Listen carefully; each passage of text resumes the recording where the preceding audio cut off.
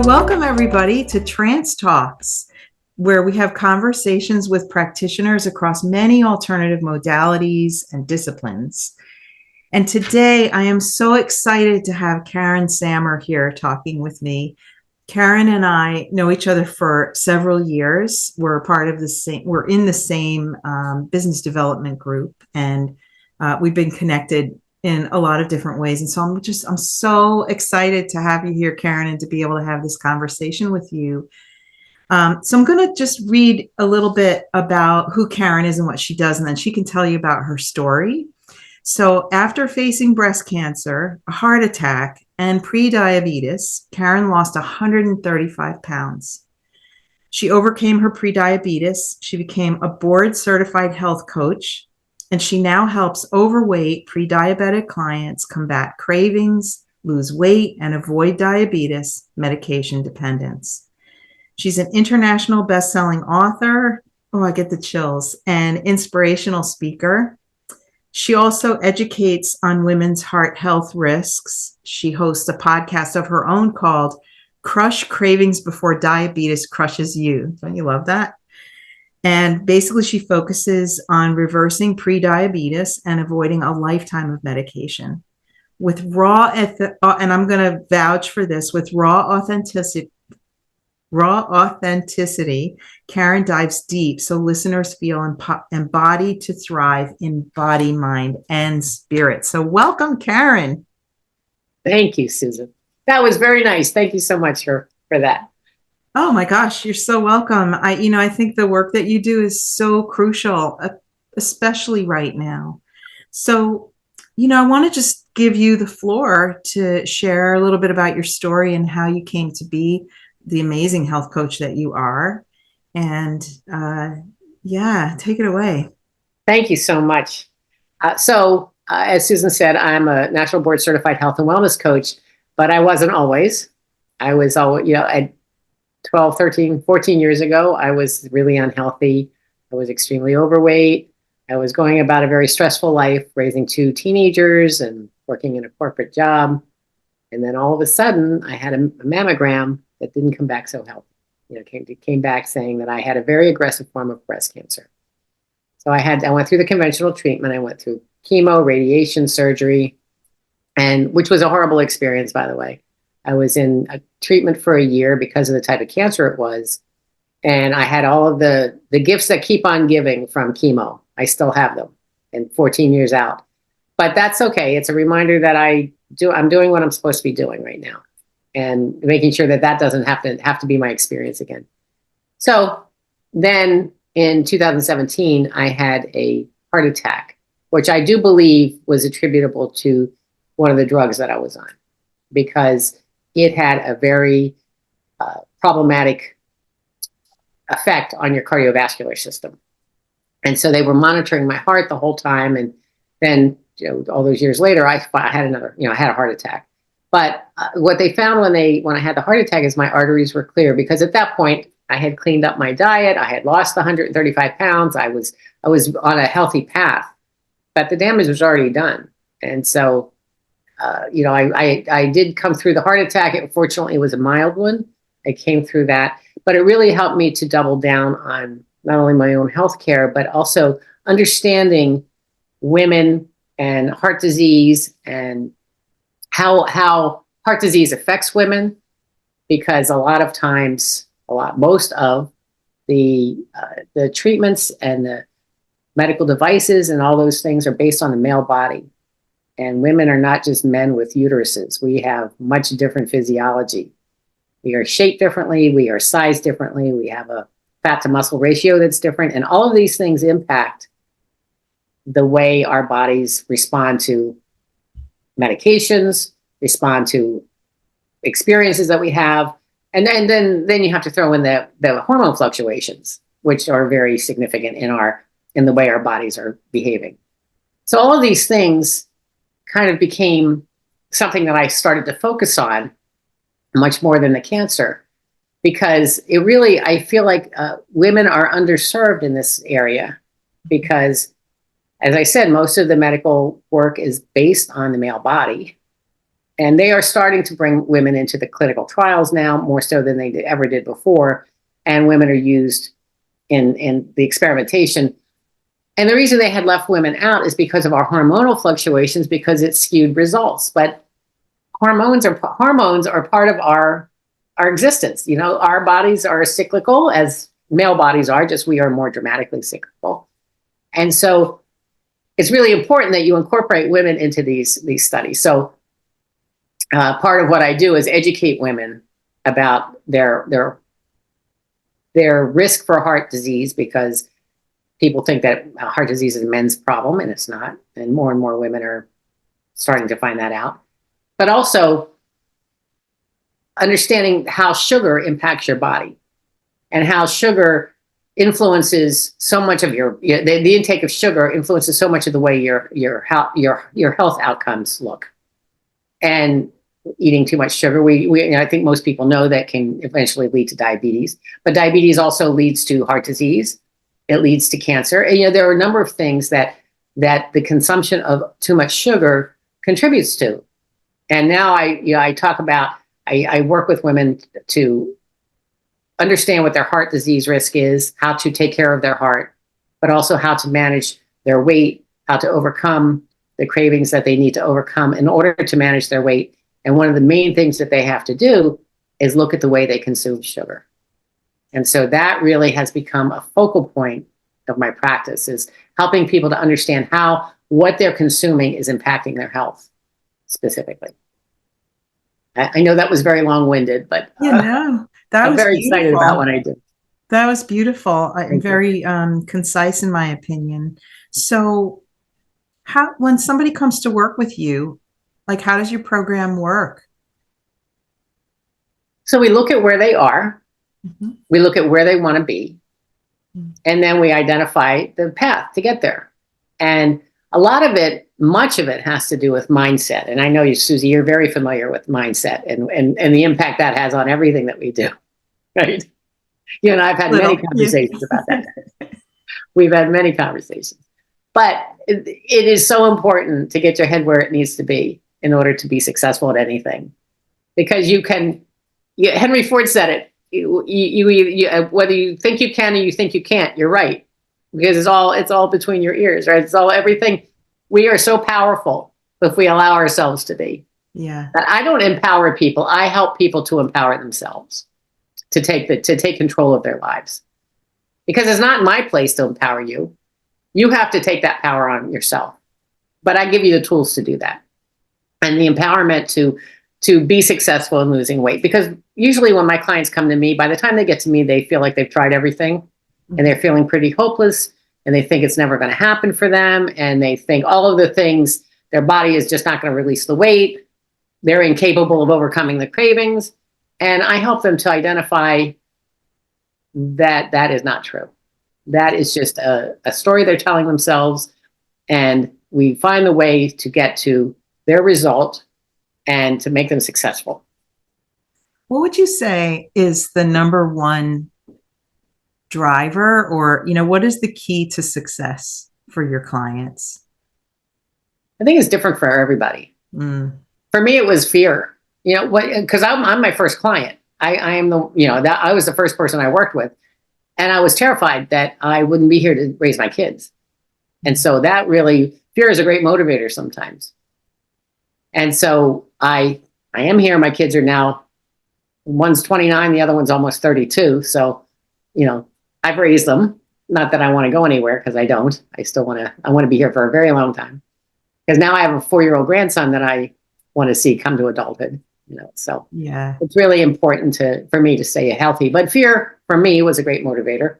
But the key to success is really consistency and making small incremental changes to your life. Because if you try to eat the whole elephant, it's going to be too overwhelming. I know that's kind of a weird metaphor. It's a funny metaphor, right? Yeah. But it's true. You've got this gigantic project ahead of you. If you don't chunk it down into manageable pieces, it becomes too overwhelming, and then people just shut down. So really, it's making small incremental changes that are sustainable over the rest of their lives. Because it's not what I hope that people will walk away with is understanding that it is not It's not a temporary fix. We're not dieting because the word die is in there. We're not doing that. Oh, yeah. We are making changes to our lives that are going to sustain us into old age, into a healthy old age. I love that. I love that the word die is in diet. I never heard that before. Yeah. Yes. Yeah. So, I mean, with all that you've said, I would assume that, like, if I asked you the question, who's your ideal client? You have kind of created a little picture for us. But do you also work with men as well? I do. I've actually had great success with men, and I tend to attract women more because women seem to be now they just attract my energy, I guess. But I have had excuse me, I've had great success with men. I've had clients who have been able to get their diabetes under control. I had one particular client whose blood pressure and diabetes were both out of control on medication, to the point where he had been sent home from work a couple of times because his blood pressure couldn't be managed. Oh, wow. He and I worked together for a few months, and within the first 4 months of working together, he went back to the doctor, and the doctor told him that his numbers had never looked so good. So I was so proud of him because he really took to heart everything that we talked about. Susan's doing a little happy dance over here. Absolutely. I happy danced a lot when that happened. But he took to heart what we talked about. He did what I suggested. He made the changes I suggested, and he was able to get his life in order. And he felt so much better, and he was not in danger of having a heart, like a stroke or a heart attack at work, because that was the path he was on at the time. And he's forever grateful. He was just so absolutely grateful when he got those results. And it really works. I mean, and it doesn't take huge, changes. It takes small incremental steps that you build up over time. And, one step leads to the next step, leads to the next step, and it's habit building and habit forming and habit changing. That's really all it is. But identifying how to do that in a manageable way so that you don't feel like you are just completely upending your life. But yes, bottom line is yes, I do work with men. That's beautiful. It's got to feel so rewarding. Oh. Yeah, I can only imagine, that you're really changing lives in a fundamental way. Yeah, I feel like I am the facilitator for you to change your own life. Because I can't make the changes. You have to make the changes. But I help you. I'm the guide. I'm not the person who is doing the changing. I'm not the Cape Crusader. I just help. I just kind of lead you up the mountain. Yeah, that is a beautiful thing. Thank you.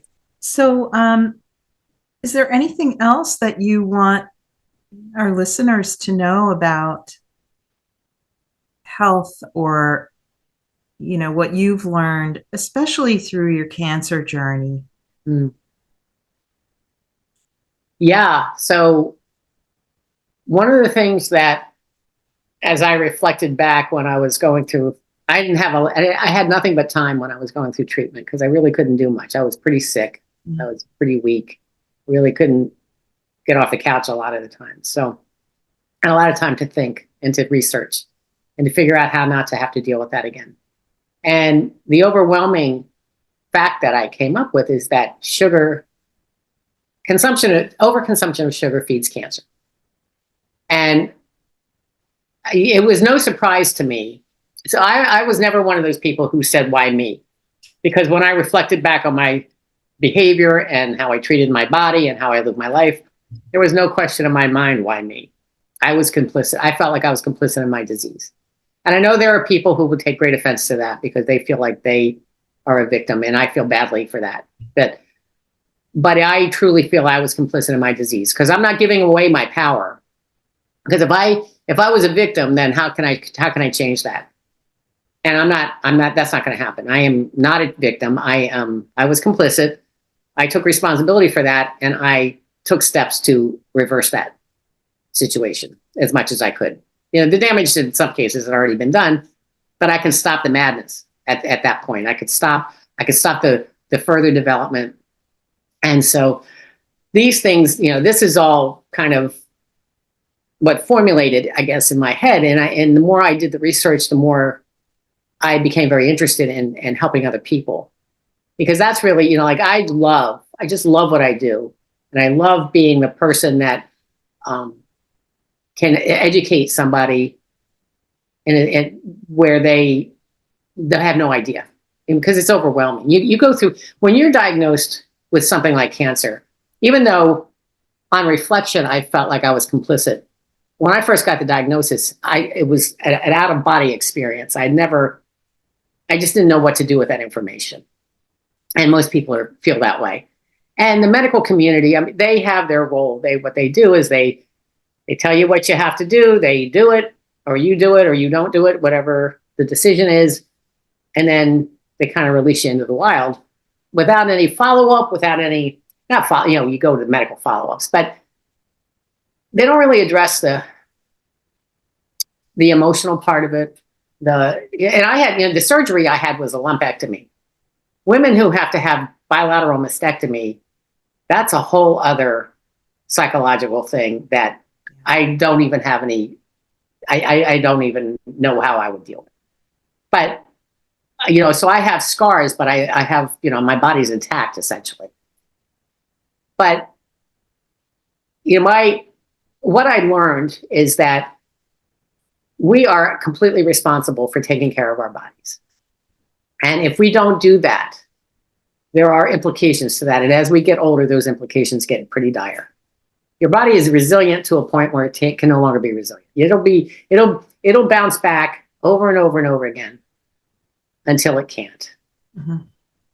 And things that are preventable are the things that you really, to me, that's what I really want to focus on, is what we can prevent. Because type 2 diabetes, in most cases, not all, because there are some situations where it is not necessarily preventable, but almost always is preventable. Mm. And so that's, I want to focus on areas like that, because in the next decade, approximately 50% of the adult population in the US is either going to be diabetic or pre-diabetic, whether they know it or not, because many of the people who are diabetic and pre-diabetic don't even know they are. They don't find out until some other health crisis hits them, and they go to the hospital, and all of a sudden their blood sugar is at 400. Mm-hmm. And then they're in full-on diabetes. But it's such a preventable illness. And, it's the standard American diet. And the more you learn about the standard American diet, that's what's going to kill us. This generation coming up is not likely to live as long as our generation, because of the way we eat, the environmental contributors to how we function, the sedentary lifestyles that we've developed. I mean, you never see kids playing outside. They're rare. Mm-hmm. They sit in front of their screens. They're going to have thumbs that are going to be arthritic before they're 20. They're going to have necks that are all bent over because they're like this all the time. They're going to have no social skills because they don't interact with people face to face. Yeah, but that's a whole other. I know that's a whole other path to go down. That's another rabbit hole for another discussion. Exactly. But I'm saying that my focus is to keep people as healthy as possible. Yeah. By helping them to do the things that they can control to keep their body healthy. And what's cool about that is there's a ripple effect.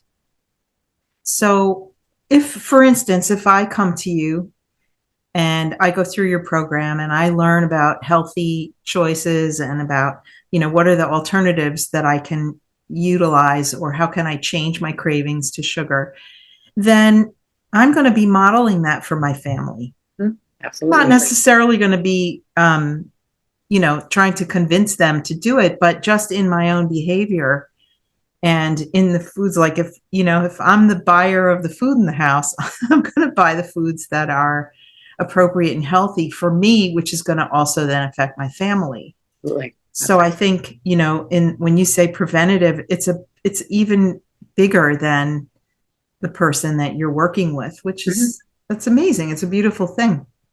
Because, I mean, it does appear that we are headed in a sort of weird direction, but who's to say, and who knows what's coming in the next generation, and with all of our technology. And anyway, we'll jump on again and have that conversation. How's that? Yeah, that sounds good. Yeah. But yeah, you're right, Susie. It does have a farther reaching effect, and not just your own family, but you go into your work environment, for instance, and people Yeah. see that you're eating interesting things that are healthy for you, and start up conversations about it, and you can share that information with them, and so it can spread beyond your own plate. It Yeah. can spread to whoever you are in. I had those experiences when I was in a corporate job. That I think about, like, in a sort of macrocosm.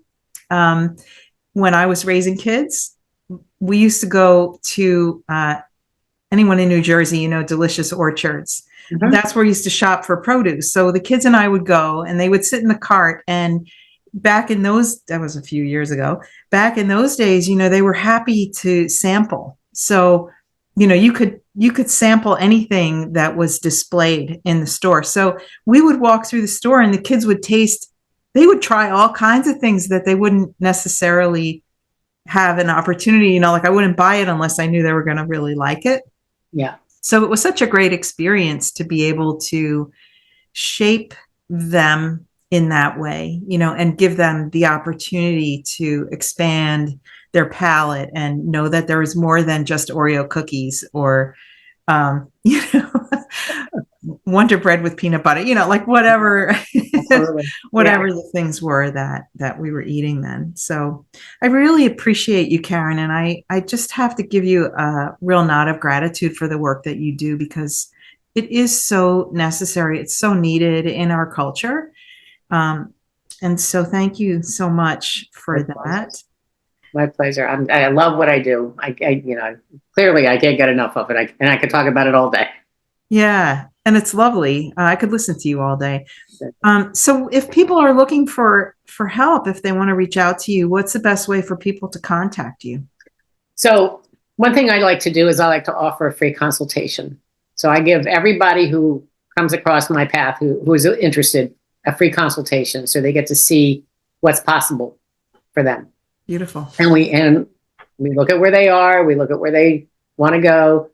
We identify the steps that that they need to take to get there. And that way, if they choose to work with me, great.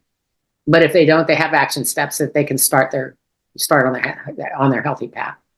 So the way they do that is they go to my website, which is yourpoweryourhealth.com/book. And that'll take you right to the link to book your free consultation. But while you're at my website, you should look around, because there's some good recipes in there. There are many blog posts that may give you some good information. And there's a lot of action going on my website. So please feel free to peruse it and take information from it as it seems to work for you. But definitely book the free consultation. It's a no-brainer. You get lots of good information, because as you see, I can talk a lot. And then you will have some action steps, whether you work with me or not. But I do encourage you to work with me, because it can be transformational. Well, I encourage people to work with you as well. Thank you. All right. Thank you so much, Karen, for taking the time to come and chat with me. My pleasure. For, illuminating the subject for our listeners. So Anytime.